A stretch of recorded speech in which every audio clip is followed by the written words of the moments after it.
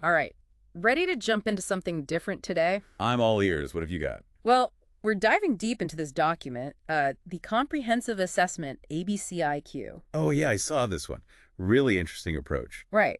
Our listener sent this in. Seems to be thinking about some serious career development, but this goes way beyond your typical resume building stuff. It's definitely got that self-awareness angle going on. Big time. It's not just about listing skills. It's like, how do you learn? What are you good at? Even your mindset. Yeah, almost like it wants you to know yourself better before even thinking about a job. Okay, so let's break this down a bit. The heart of it is this ABCIQ system. Right, their comprehensive assessment.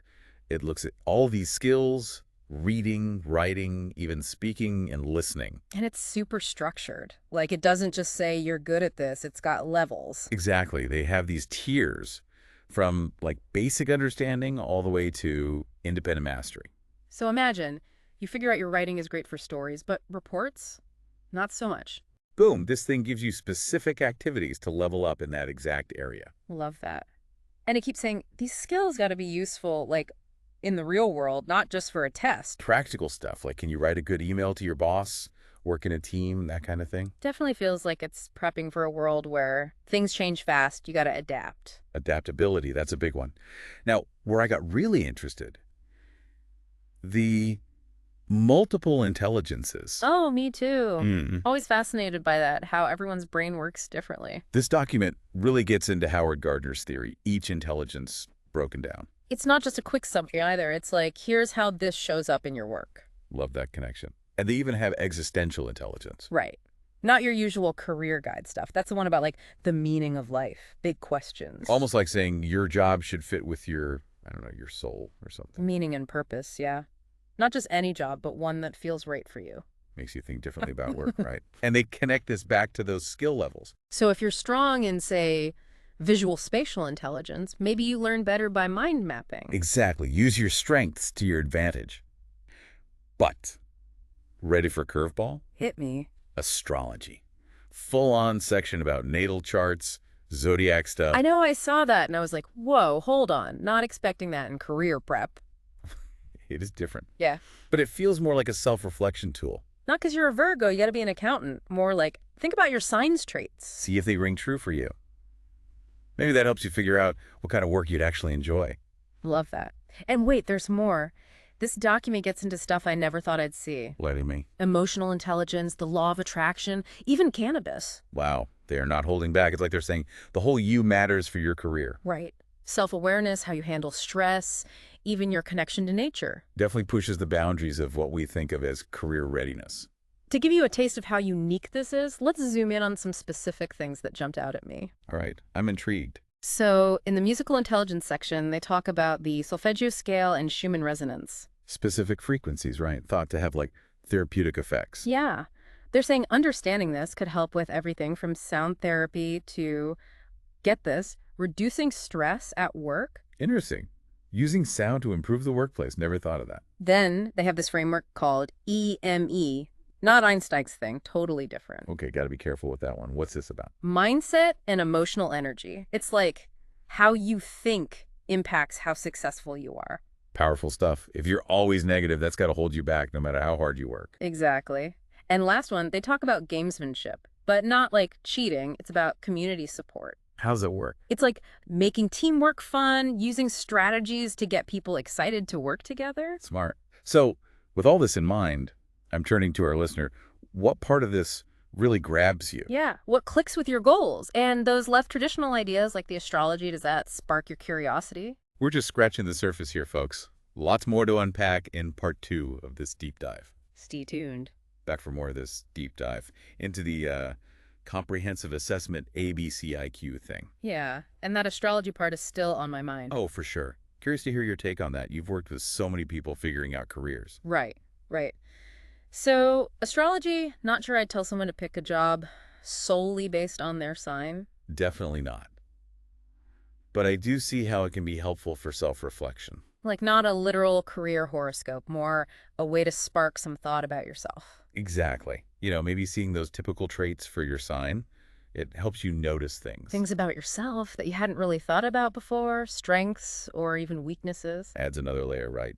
Say you're an Aries, Supposed to be all go-getters, but you've been stuck. In a job where you got to be patient, behind the scenes. Maybe that's a clue. That you need something more fast-paced, right? Like matching your inner world to the outer work. It's all connected. And speaking of things that are a bit outside the box, we got to talk about the cannabis. Yeah, that one threw me for a loop. Not your usual career advice. Right.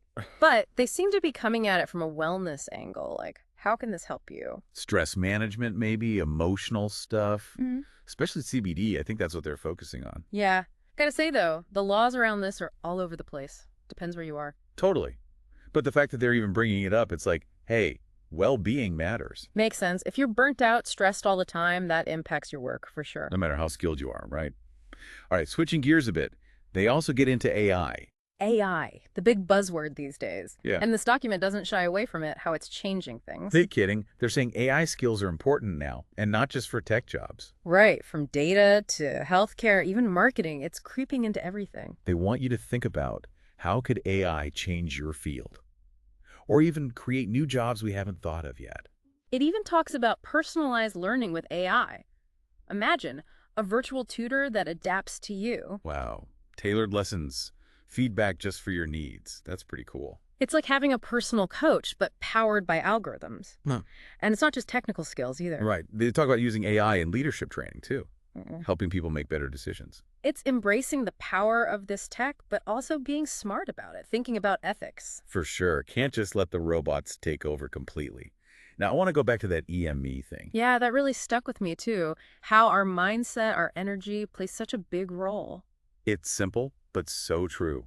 It's not just about working harder, it's about working smarter. If you're fighting negative thoughts all the time, that's exhausting, right? Drains your energy. Makes everything harder. They talk about cultivating a positive mindset, learning to manage your emotions. Even using tools like visualization, affirmations, it's like mind science for your career. I love that.